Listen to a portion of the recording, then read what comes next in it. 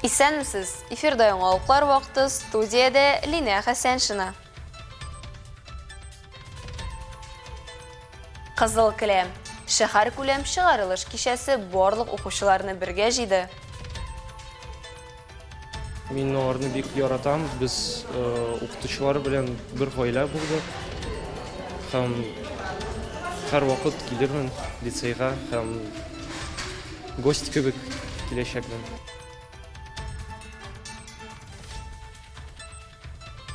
Калабызда эш ярминкәсе үтте. Биредә хезмәт базары катнашучылары үзара аралаша алды.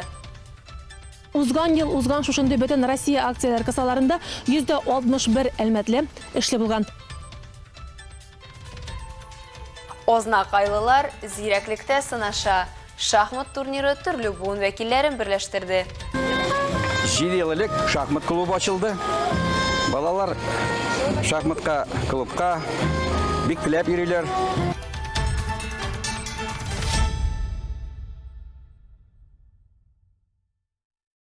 Әле кичә генә мәктәп бусагасыннан атлап баручы укучылар бүген чыгарылыш бәйрәмнәрен билгеләп үтте. Нефтче мәдәният сарае мәйданында гомумшәһәр чыгарылыш кичәсе узды. Быел биредә 830 мәктәп укучысын, шулай ук аларның укытучыларын хөрмәтләделәр. Бәйрәмнең шатлыгын уртаклашырга мәртәбәле кунаклар Әлмәт муниципаль районы башлыгы Тимур Нагуманов, Татнефть хәйрия фонды директоры Ринат Мамин, Мәгариф идарәсе начальнигы Ирина Павловская килде. Алсу Ахмәтҗанова дәвам итә.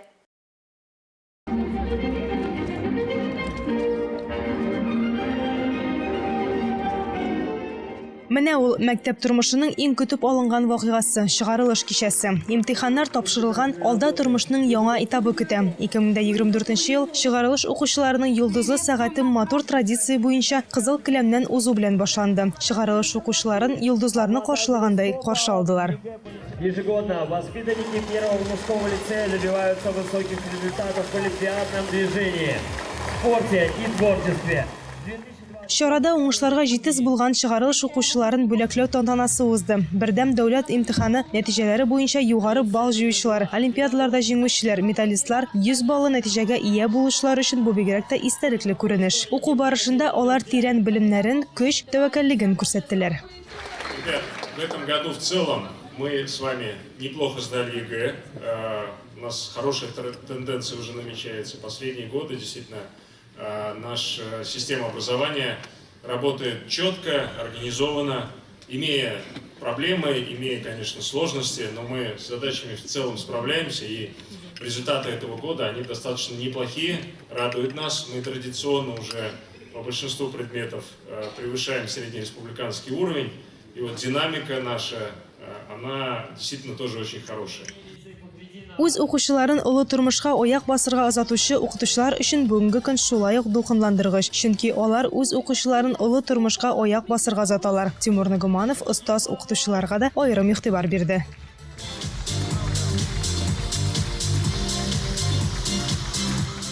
Камил Газизов беренче лицейны тәмамлый. Сыйныфташлары белән укудан тыш интернатта бергә яшәгәнгә алардан аерылу бигрәк тә моңсулык китерә, ди егет.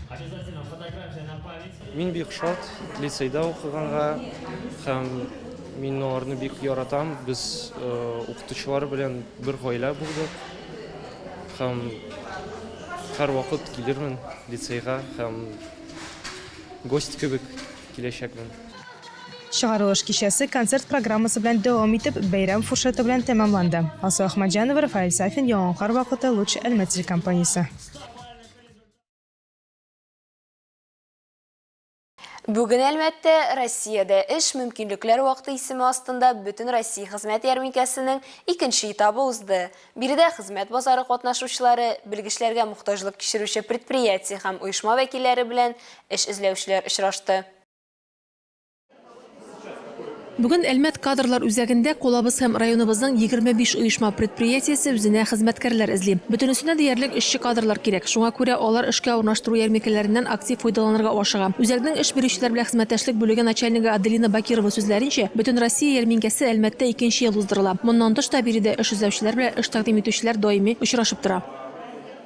У нас проводятся и специализированные ярмарки, вакансии. В основном мы стараемся, конечно, проводить раз в месяц. Бездә махсус ярминкәләр дә уза. Гадәттә аена бер тапкыр ихтыяҗга карап, мисал өчен халыкара хатын-кызлар көне уңаеннан гүзәл затлар өчен вакансияләр тәкъдим итәбез. Мәктәптә укучылар өчен ярминкәләр 1 июньдә уза. Вакансии, на которые можно направить именно только женщин. Для участников специальной военной операции, для школьников 1 июня, да, допустим, проводятся такие ярмарки. Вакансиялар белән бер рәттән биредә демография милли проекты буенча модернизацияләнә торган заманча мәшгульлек хезмәтенең барлык мөмкинлекләре дә тәкъдим ителә. Үзәк белгечләре шәхси аралашудан тыш карьера үсеше, өстәмә белгечлекләргә уку, эшкә урнашканда дәүләт ярдәме турында мәгълүмат белән уртаклашты. Проект демографии у нас тоже на Демография проекты кысаларында бездә декрет ялында булган ханымнар уку уза ала. Монда белгечләргә мохтаҗ предприятиеләр үзләре тәкъдим белә чыга гадәттә. Пенсионерларда махсус уку уза. пройти обучение. И также предпенсионеры. Эшкә урнаштыру ярминкәсендә зур игътибарны уку йортларын тәмамлаучы укучылар һәм студентларга юнәлдергәннәр. Этик Әлмәт электр челтәре предприятиесе алар өчен командалы уен уздырды. Әминә Татнефть белгечләр әзерләү үзәге хезмәткәрләре кызыксынучылар өчен куркынычсызлык техникасы нигезендә беренче ярдәм күрсәтү, шулай ук эретеп ябыштыру буенча остаханәләр оештырды. Аттестация пункты инженеры Илшат Хайдаров сүзләренчә, эретеп ябыштыручылар да күп өлкәдә кирәкле белгечләр. Бу елны, то есть без укытып чыгардык 12 бала, 9 класс балалары. Аларның арасында бер кыз бала да укыды бездә. Ул яшь җегетләр, кызлар, алар сварщик профессиясын алдылар. Алар варить итә беләләр хәзер. Алар как улы кешеләр сыман сварканы тотып курыкмыйча варить итәләр. Ничек кенә булмасын, очрашу һәр як өчен дә файдага булды, ди оештыручылар. Вакансиялар ярминкәсе эш эзләүчеләр өчен дә, эш белән тәэмин итүчеләр өчен дә иң отышлы вариант оештыручылар. Мисал өчен узган ел узган шушындый бөтен Россия акцияләр кысаларында 161 әлмәтле эшле булган. Рәдифә Нугманова, Александр Исаков, яңалыклар вакыты, Луч Әлмәт телекомпаниясе.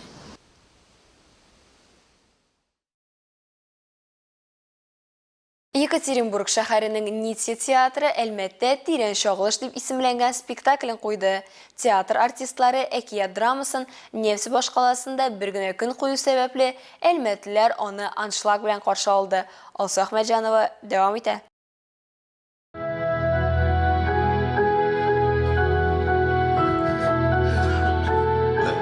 Здравствуйте. Здравствуйте. Здравствуйте. Я тут немного увлекся, вы меня извините, что прервал ваше священное действие. У меня к вам вопрос, да?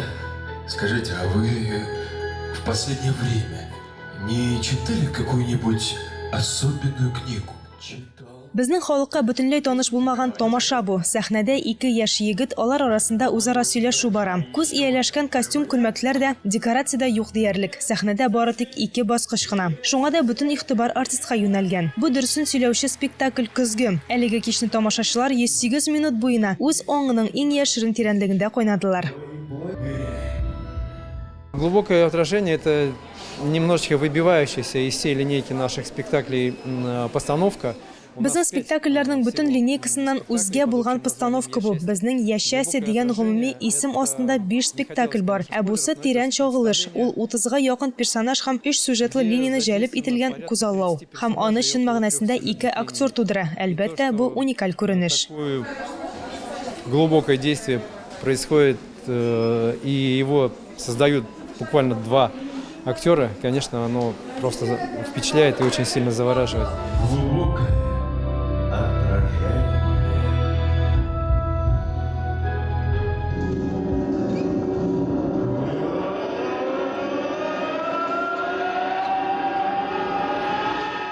Нития театры тамашачыны кеше җанының иксез-чиксез киңлекләре буйлап җанлы һәм мавыктыргыч сәяхәткә җәлеп итә. Әлеге спектакль үзендә мәхәббәт, аңлау һәм үз-үзенең кабул итү турында сүз алып бара һәм аңга дөрес фикерләр сала, ди оештыручылар. Она переписывала и перечитывала роман десятки раз.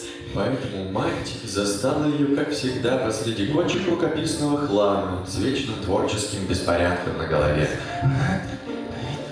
Когда это закончится? Привет, мам!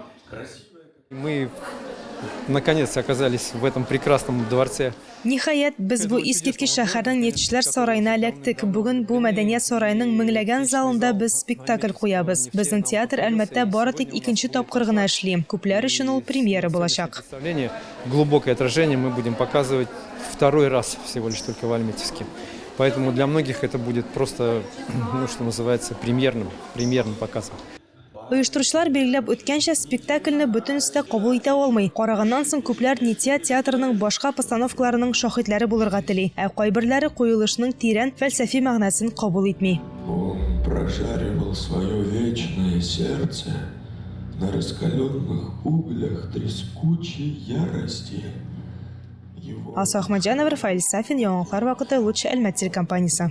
Вся деревня. Да, но за что? За то, что ты не назвала того, кто сделал это. Я же сказал. Ты знала, что тебя ждет по законам нашего рода? Да. Mümkünlükleri şeklengenler şeksiz mümkünlükler күрсәтә. Евгений Федоров исемендәге «Спасибо вам, рәхмәт сезгә» 3нче Ашык иҗат фестивале бөтен Россиядән инвалид һәм сәламәтлек мөмкинлекләре шекләнгән 80-гә якын авторлык эшен яңа башлаучы язучыларны җыйды. Җиңүчеләрне бүләкләү тантанасы бүген Әлмәттә Татарстан нефтенең 60 еллыгы исемендәге шәһәр паркында узды. Анда безнең төшерү төркемендә булып кайтты.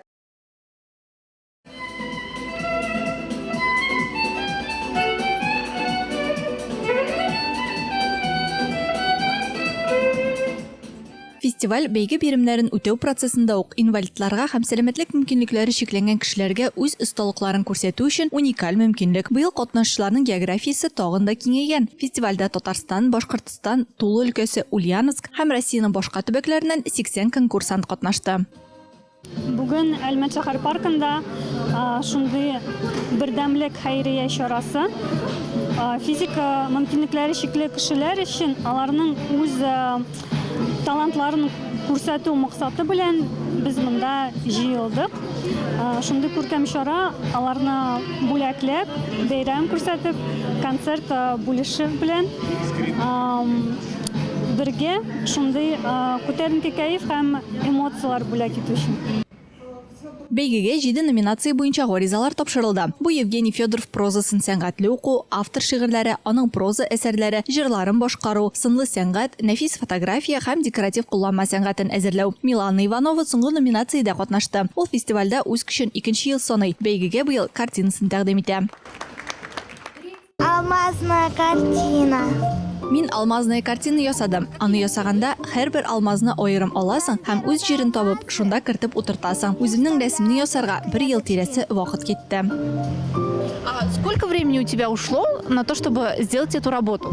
Где-то, наверное, год. Выбирали, Милан сама уж понравилась. Рәсемне Милана үзе сайлады. Аны күреп алгачтан ук бу рәсем аңа бик ошады. Ул «Холодное сердце» мультигыннан. Холодное сердце. Да, «Холодное сердце». С мультика получается.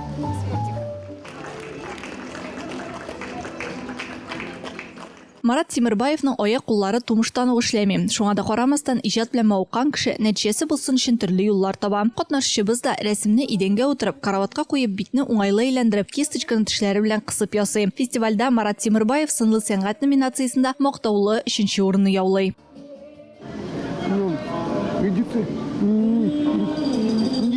Эшемне ясап чыгуга 2 атна тирәсе вакыт китте. Идеяны мин үзем уйлап таптым. Фестиваль конкурсантлары өчен калабызның талантлы артистлары концерт программасы тәкъдим итте.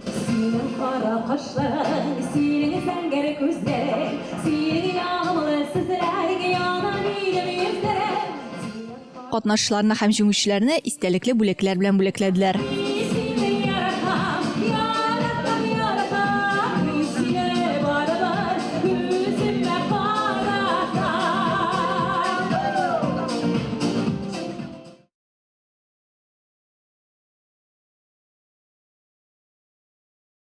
Әлмәттә ашык остаханәләр эшли башлады. Бу күп функцияле киңлек. Анда бушлай мастер-класслар һәм иҗади лабораторияләр, сәнгать турында лекцияләр, кино очрашулар һәм күргәзмәләр уза. Остаханәләрнең резиденциясе Әлмәт халкы.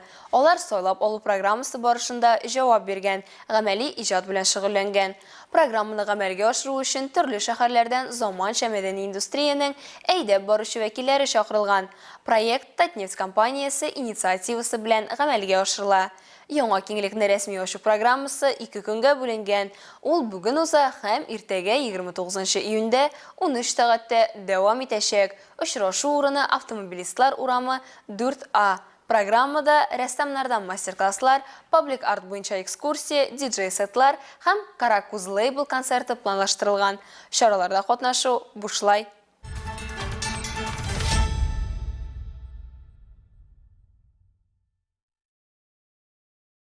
Телекомпанияның туган көненә багышланган Әлмәтнең Алтын тавышы музыкаль проектының 2нче сезонының сайлап алу этабы тәмамланды. 18 яшьтән өлкәнрәк булган шәһәр һәм район халкы гаризаларын җибәреп үзләре белән таныштырды. Кемдер сәхнәдә җырлаган чыгышын җибәрсә, кайберәүләр идея яздырган видео язмалары белән бүлеште. Әмма аларның барысында үз сәләтләрен халыкка күрсәтү теләге берләштерә. Исегезгә төшерәбез. Бәйге шартлары буенча барлык катнашучылар да профессиональ музыкаль белемсез.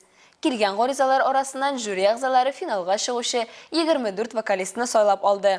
Аларның чыгышлары жанрлар һәм стильләре төрлелеге белән аерылып тора. Лирик композицияләрдән алып, дәртле хитларга кадәр. Хәзер финалистлар 1 июль көнне Луч телекомпаниясе студиясендә узачак профессиональ төшерүләргә әзерләнә. Луч телеканалында шулай ук безнең социаль челтәрләрдә проект яңалыкларын күзәтеп торыгыз.